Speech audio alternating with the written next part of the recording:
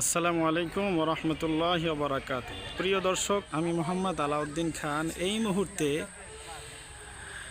পাক ভারত উপমহাদেশের বিখ্যাত অলি কামিল হজরত খানজাহান আলী রহমতুল্লাহি আলাইহির প্রতিষ্ঠিত বাগেরহাট জেলার অন্তর্গত ৬০ গম্বুজ জামে মসজিদের সামনে উপস্থিত হয়েছি। আলহামদুলিল্লাহ। প্রিয় দর্শক, আপনাদেরকে জানিয়ে দিতে চাই যে হজরত খানজাহান আলী রহমতুল্লাহি আলাই তিনি মূলত ইন্ডিয়ায় ১৩৬৯ খ্রিস্টাব্দে জন্মগ্রহণ করেন।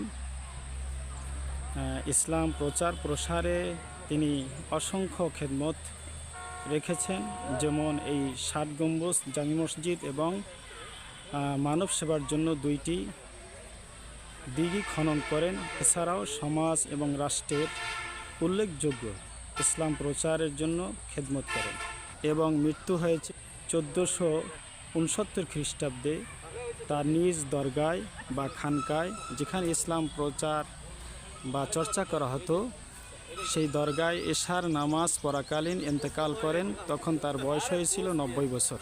আল্লাহ রাব্বুল আলামিন এই মহান ওলি খানজাহান আলী রহমতুল্লাহি আলাইহির কবরকে, মাজারকে জান্নাতের উচ্চ মাকাম দান করুন। আমিন। আসসালামু আলাইকুম ওয়া রাহমাতুল্লাহ।